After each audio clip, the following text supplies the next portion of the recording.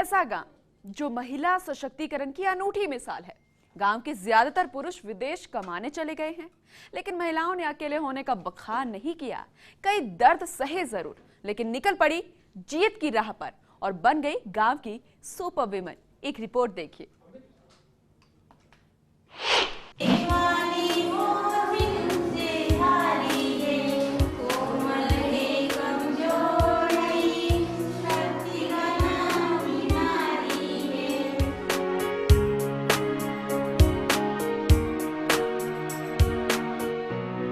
वो गाना तो आपने सुना ही होगा, मेरे पिया गए रंगून वहां से किया टेलीफोन। तेरी याद सताती है। और याद सताने और पिया से दूर रहने के हालात इन महिलाओं के सामने भी है, लेकिन इनके जीने के तरीके के अंदाज बयां को सुनकर ही आप समझ गए होंगे कि विरह के बीच भी ये किस तरह विजेता बनी हुई है। तस्वीरें और हालात बांसवाड़ा जिले के मोटा गांव के हैं, जहां की महिलाओं से आप जान सकते हैं कि पति से दूर रहने की मजबूरी क्या होती है और इस मजबूरी में भी कैसे जिंदगी जिया जाता है। 7 फेरे लेकर जिसके साथ जन्मों तक रहने की कसम खाकर जिंदगी के सतरंगी सपने सजाए थे, वो अगर रोजी रोटी के चक्कर में दूर हो जाए तो भी जिंदगी कैसे बिताई जाए, ये इनसे ही जाना जा सकता है। दरअसल यहाँ के रहने वाले अधिकांश लोग कमाई के लिए 7 समंदर पार विदेशों में चले गए हैं और ऐसे में महिलाएं ही घरों से लेकर राजनीति और बाजार की कमान संभालती हैं। पिया के प्रदेश में होने का इन्हें दर्द तो रहता है, लेकिन इस दर्द ने इन्हें जमाने की रफ्तार के साथ चलना सिखा दिया है। काम चली रही है, धंधो खेती बाड़ी माते कुआं चोरन मोगलो और फेरी सोरा कमाई ला सोर बच्चे बड़ा करना पढ़ाई करना मोगलना ये हमारो फर्ज नमई रही है तो हमें करी रहे। तो साल भर में घूमी घुमाड़ी 8 दाड़ा 15 दाड़ा रही ने नाई जी એટલે બચ્ચા બે વગેરે સાલ ભર में आवे, ये साल भर में पप्पा आवे ने सब कुछ सब है यहाँ में कमाता है। हमें सामान सब बाजार घूम के सामान लावा ने सोरन पढ़ाई करावा। तो हमारे माँ बाप थे वो खेती पे ही आश्रित थे। अब वहाँ जाने से पैसा आया, पैसा आने से लड़कियाँ भी स्कूल में जा रही है, मदरसों में जा रही है और आर्थिक स्थिति भी अच्छी हो गई है। ये खास करके ये इस चीज़ का मतलब है।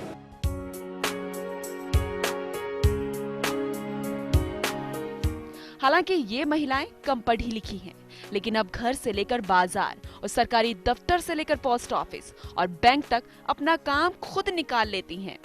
विदेशों में रहने वाले लोग हालांकि ज्यादा कुछ इन गांवों के विकास के लिए नहीं कर पाए हैं, लेकिन स्कूल और मंदिरों के निर्माण में इनकी अहम भूमिका रही है।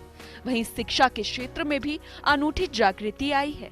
अधिकांश बच्चे अब निजी स्कूलों में पढ़ते हैं और तकनीकी शिक्षा केंद्र गांव में नहीं होने का रंज भी इन्हें नजर आता है। राजनीति के क्षेत्र में तो महिलाओं ने इन गांवों में बाजी मार रखी है। अब यहाँ पर महिलाएं सरपंच भी हैं और पूर्व में भी महिला ही यहाँ पर सरपंच की कमान संभाल चुकी हैं। अधिकांश पुरुष बाहर रहने से गांव की आर्थिक स्थिति में काफी कुछ प्रभाव आया है और लोगों की समृद्धि बढ़ी है।